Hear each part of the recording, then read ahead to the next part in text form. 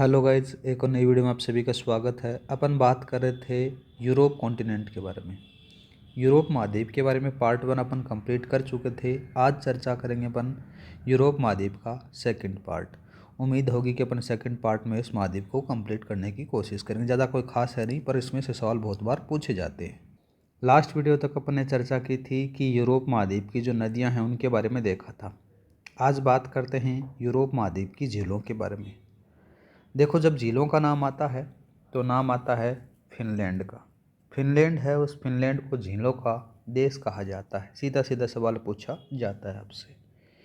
जो फिनलैंड की झीलें हैं वो हिमानी अपरदन से निर्मित झीलें मानी जाती हैं। मतलब कि बर्फ़ के पिघलने से इन झीलों का निर्माण होता है। ठीक है। आगे बात करें राजधानी के बारे में तो हेलसिंकी इसकी राजधानी आ जाती है। इसको श्वेत नगर कहा जाता है। क्या कहते हैं? श्वेत नगर कहा जाता है। ठीक है। अब सबसे पहले नंबर पर झील आती है जिसका नाम आता है लोडोगा। लोडोगा कहाँ पर है? ये रूस में है और यूरोप महाद्वीप की सबसे बड़ी झील मानी जाती है। लोडोगा है ना, ये मीठे पानी की झील है। ठीक है। दूसरा नाम आता है ओनेगा। ओनेगा झील है, ये रूस में स्थित है और मीठे पानी की झील है गाइज। ठीक है। सारी की सारी चीज़ें मैंने यहाँ पर लिख रखी हैं। क्लास की पीडीएफ फाइल मैं आपको टेलीग्राम पर प्रोवाइड करा दूंगा। टेलीग्राम का लिंक डिस्क्रिप्शन में दे रखा है, वहाँ पर जाकर आप ज्वाइन कर सकते हो। हर क्लास की पीडीएफ फाइल आपको वहाँ पर मिल जाती है। तो इस प्रकार से आपको दो ही झीलें याद रखनी हैं, ज़्यादा कोई खास आपको देखने को नहीं मिलेंगी। अब बात करते हैं यूरोप कॉन्टिनेंट के अंदर से जो पठार आते हैं उनके बारे में। ठीक है। तो यहाँ पर पठार भी लिखा गया है। सबसे पहले नाम आता है यूक्रेन का पठार। इसको थोड़ा सा इम्पोर्टेंट है, याद रखना। अब की बार 100% छप सकता है। तो इसके बारे में बात करें तो यूरोप का खनिजों का अजायब घर इसको कहा जाता है।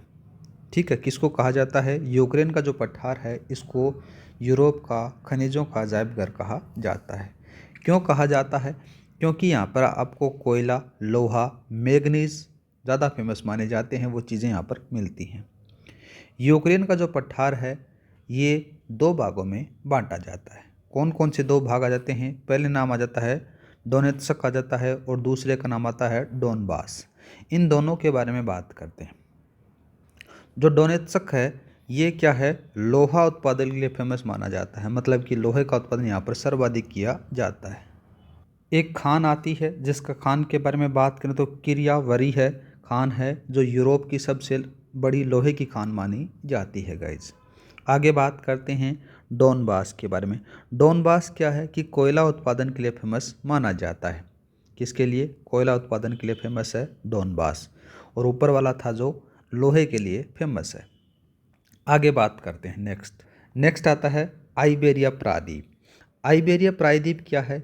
इस पठार पर स्पेन और पुर्तगाल स्थित है। कौन कौन सा? स्पेन और पुर्तगाल स्थित आ जाता है। इसका एक भाग मेसेटा का पठार स्थित है। कौन सा? मेसेटा का पठार स्थित है जिस पर स्पेन की राजधानी है ना, वो स्थित है मैड्रिड। ठीक है, वो याद रखना गाइज। अब बात करते हैं मैदान और घास के मैदानों के बारे में। तो सबसे पहले आप लिख लो यहाँ पर घास के मैदान, बाद में देखेंगे अपन किसके बारे में? मैदानों के बारे में। तो यहाँ पर लिखो घास के मैदान। इससे सवाल बहुत बार आरपीएससी से पूछा गया है। जब घास के मैदानों का नाम आता है तो सबसे पहले किसका नाम आएगा? नाम लिखो यहाँ पर स्टेपी। किसका नाम आएगा? स्टेपी का नाम आएगा। स्टेपी के बारे में बात करें तो ये यूक्रेन, रूस और मध्य एशिया मध्य के अंदर स्थित माना जाता है। क्या लिखोगे? यहाँ पर लिखो यूक्रेन, यूक्रेन के साथ में रूस और मध्य एशिया में ये स्टेपी प्रकार के घास के मैदान पाए जाते हैं। दूसरा बात करें इसी के बारे में तो ये शीतोष्ण घास के मैदान हैं। कैसे हैं? यहाँ पर लिखो शीतोष्ण घास के मैदान, शीतोष्ण घास के मैदान। ठीक है गाइज। ये जो घास के मैदान है ना, ये गेहूं की खेती के लिए फेमस माने जाते हैं। यहाँ पर लिखो गेहूं की खेती के लिए प्रसिद्ध है। ठीक है, और साथ में बात करें तो इसीलिए जो यूक्रेन है ना, उस यूक्रेन को गेहूं का कटोरा कहा जाता है, ये भी याद रखना। यूक्रेन को गेहूं का कटोरा कटोरा कहा जाता है। ठीक है गाइज, और बात करें तो इस मैदान के अंदर से एक मिट्टी मिलती है, वो मिट्टी क्या है, काले रंग की है और बहुत ज़्यादा उपजाऊ मानी जाती है। उस मिट्टी का नाम जो नाम आता है, उस मिट्टी का ज़रूर नाम याद रखना, नाम आता है चरनोजम। कौन सी आती है? चरनोजम मिट्टी। ये इस घास के मैदानों की ज़्यादा फेमस मिट्टी मानी जाती है। ठीक है, कैसे है? ये उपजाऊ और काले रंग की मानी जाती है। ठीक है, नेक्स्ट बात करते हैं स्टेपी के बाद में सेकंड वाला कौन सा आता है, उसके बारे में बात करें। नेक्स्ट आता है, किसका लिखोगे? पुस्ताज के बारे में। यहाँ पर लिखो पुस्ताज। ये भी एक घास का मैदान है, और ये है कहाँ पर, वो सारी चीज़ें अपन लिखने वाले हैं गाइज। तो ये हंगरी में है। कहाँ पर है? हंगरी में स्थित है। किस टाइप का है वो भी याद रखना, ये शीतोष्ण टाइप का है। कैसा है? शीतोष्ण घास का मैदान है। ठीक है गाइज, दूसरा बात करें तो जो पुस्ताज घास का मैदान है ना, ये भी गेहूं की खेती के लिए फेमस माना जाता है। इस प्रकार से जो घास के मैदान थे वो कंप्लीट हो जाते हैं। आगे बात करते हैं मैदानों के बारे में। यूरोप कॉन्टिनेंट के जो मैदान आते हैं उनके बारे में बात करते हैं। ठीक है, जब मैदानों का नाम आता है तो सबसे पहले नाम आता है जमोरा का मैदान। जमोरे के मैदान के बारे में चर्चा करें ना गाइज, तो ये कहाँ पर आपको देखने को मिलेगा? ये स्पेन में है। कहाँ है? स्पेन में आ जाता है, और गेहूं की खेती के लिए फेमस माना जाता है। गेहूं की खेती के लिए प्रसिद्ध है। ठीक है गाइज, जम्बोरे के बारे में बात करते हैं तो सेकंड वाला कौन सा लिखोगे? सेकंड वाला लिखो पोल्डर। कौन सा लिखना है आपको? पोल्डर घास का पोल्डर मैदान लिखना है। और पोल्डर मैदान कहाँ पर है? नीदरलैंड में है, और समुद्री पानी को हटाकर बनाया गया ये मैदान माना जाता है। ठीक है, कहाँ पर लिखोगे? नीदरलैंड में। यहाँ पर लिखो नीदरलैंड में है, और साथ में ही समुद्री पानी को हटाकर बनाया गया है। आपसे सीधा सीधा सवाल पूछेगा, निम्नलिखित में से कौन सा मैदान है जो समुद्री पानी को हटाकर बनाया गया है? तो नाम याद रखना, पोल्डर है। पोल्डर कौन से में है? एशिया कॉन्टिनेंट में आपको देखने को मिलता है। देश पूछ ले तो याद रख लेना, नीदरलैंड में है। नेक्स्ट बात करते हैं गाइज, पोल्डर के बाद में एक और लिखो आप, नाम आ जाता है किसका? Central massive. सेंट्रल मैसिव है, ये क्या है? ये याद रखना, ये फ्रांस की उच्च भूमि है। ठीक है, क्या लिखोगे यहाँ पर? फ्रांस की ऊंची भूमि है, या फिर उच्च भूमि है। उच्च भूमि है, किस में है? नाम आ जाता है सेंट्रल मैसिव आ जाता है। एक और नाम लिखो, नाम आता है फेल्ड। किसका नाम लिखोगे? फेल्ड के बारे में बात करें तो ये नॉर्वे की है। नॉर्वे की उच्च भूमि है। ठीक है गाइज, दूसरा बात करते हैं नॉर्वे के बाद में ये फेल्ड। अगर फेल्ड के बाद में एक और नाम लिखो, मंगियार। मंगियार क्या है? मंगियार बात करें तो ये हंगरी में निवास करने वाली एक जनजाति है, वो भी याद रखना। यहाँ पर लिखो हंगरी में निवास करने वाली जनजाति है, नाम आ जाता है उसका मंगियार। पूछा भी गया है, याद रखना गाइज। अब बात कर लेते हैं खान और खनिजों के बारे में।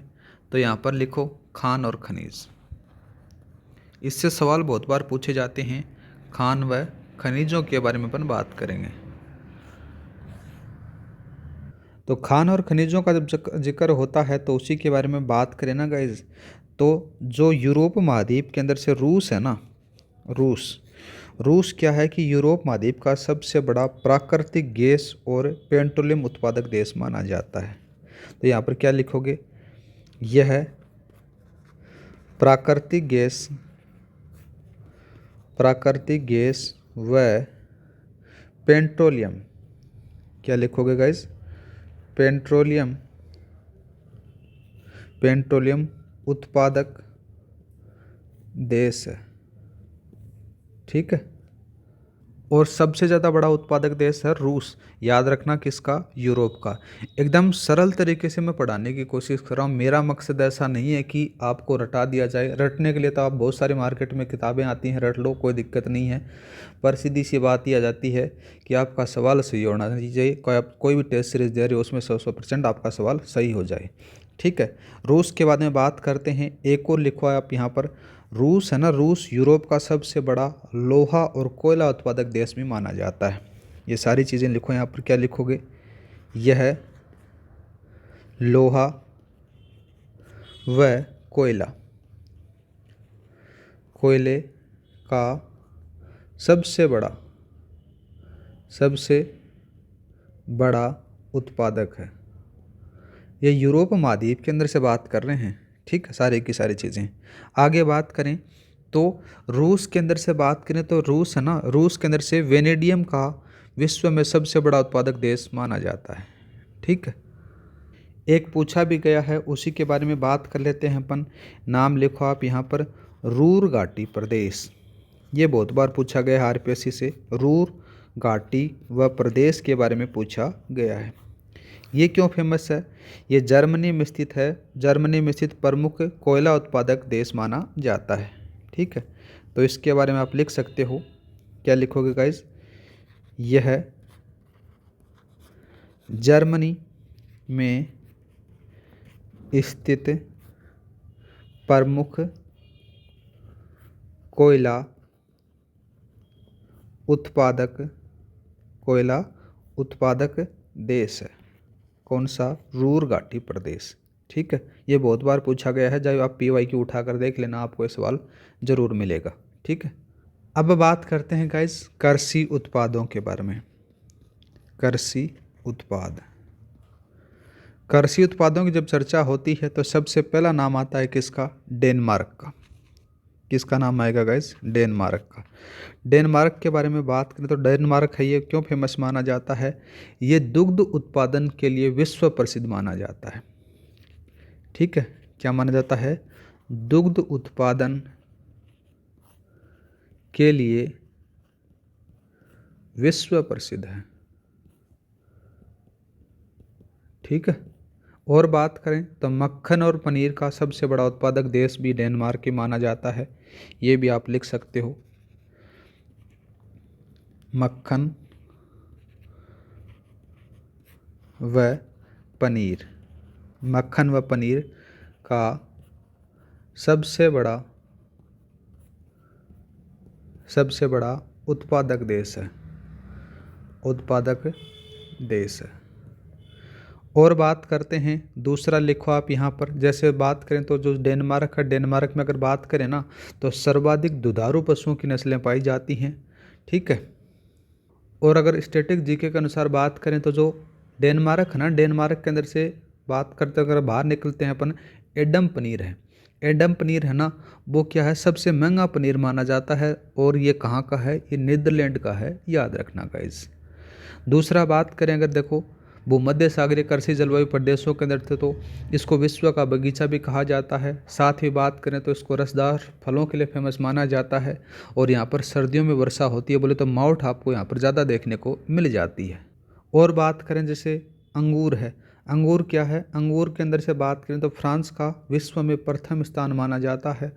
और दूसरा स्थान बात करें तो इटली का माना जाता है। नारंगी के से रिलेटेड बात करें तो नारंगी में विश्व में प्रथम स्थान किसका है, स्पेन का माना जाता है उत्पादन की दृष्टि से। जैतून के अंदर से बात करें तो जैतून में प्रथम स्थान इटली का है। और संयुक्त राष्ट्र संघ के प्रतीक के रूप में जैतून की पत्तियां फेमस मानी जाती हैं। मुनक्का के बारे में बात करें तो मुनक्का के अंदर से आपको ग्रीस प्रथम स्थान पर है, ये यूनान देश से संबंधित आपको देखने को मिल जाता है। मेन जो चीज़ें हैं पार्ट 1 और पार्ट 2 के अंदर से जो मेन आपको सवाल आएगा आपके एग्जाम के अंदर से, वो सारी चीज़ें मैंने करवा दी गई हैं गाइस। तो इस प्रकार से आपका जो यूरोप कॉन्टिनेंट है वो कंप्लीट हो जाता है। थोड़ा बहुत भी जो चीज़ें बचती हैं जैसे औद्योगिक प्रदेश आ गए, इसके अंदर से तो आपको 18 देखने को मिल जाते हैं। मुख्य रूप से बात करें यूके में 5 मिलेंगे, पश्चिमी यूरोप में 10 मिल जाते हैं, रूस में 4 मिल जाते हैं, यूक्रेन में 1 देखने को मिल जाता है। और अगर ज़्यादा बात की जाए तो जैसे यूके है, यूके के अंदर से 5 औद्योगिक केंद्र आने जाते हैं। कौन कौन से? एक का नाम आ जाता है स्कॉटलैंड का औद्योगिक प्रदेश है, जो जलपोत निर्माण के लिए और पटसन के लिए प्रमुख माना जाता है। दूसरा बात करें बर्मिंघम औद्योगिक प्रदेश आ जाता है, जो लोहा उत्पादन के लिए फेमस माना जाता है। ठीक है। तीसरा जो आप बात करें यूके का ही एक और नाम आता है लंदन औद्योगिक प्रदेश आ जाता है, जिसमें से रेडीमेड गारमेंट आ गए, वो सारे के सारे, जैसे साथ में ही पेट्रोकेमिकल जो सुगंधित पदार्थ हैं, ये भी बार पूछा भी गया है आरपीएससी के द्वारा। ठीक है। एक और आ जाता है वेल्स औद्योगिक प्रदेश, जिसमें से जहाजरानी उद्योग के लिए फेमस माना जाता है। और लास्ट में यूके के बारे में बात करें तो यूके में जो 5वां जो आता है जिसका नाम आता है लंकाशायर औद्योगिक प्रदेश है, वो भी आपको यहाँ पर देखने को मिल जाता है गाइज। तो इस प्रकार से आपका जो यूरोप कॉन्टिनेंट है वो कंप्लीट हो जाता है। ठीक है। और जो कुछ भी बचता है तो मैं मैराथन क्लास चलाऊंगा, जैसे ही आपके आरएस के एग्ज़ाम से कुछ 10-12 दिन पहले, तो उसमें से आप मैराथन में देख सकते हो। जो कुछ भी पॉइंट बचेंगे उनको सारा का सारा अपने उसके अंदर से कवर कर लेंगे, जिससे आपका बढ़िया तरीके से रिवीजन हो जाएगा गाइज। नेक्स्ट वीडियो में अपन चर्चा करेंगे किसके बारे में? मानव सभ्यता की पालना करने वाले महाद्वीप के बारे में, जिसका नाम होगा एशिया महाद्वीप। उसके बारे में अपन चर्चा करेंगे। आज के लिए इतना ही, मिलते हैं नेक्स्ट क्लास में। जय हिंद, जय भारत। क्लास अच्छी लगी हो तो लाइक और सब्सक्राइब करना न भूलें।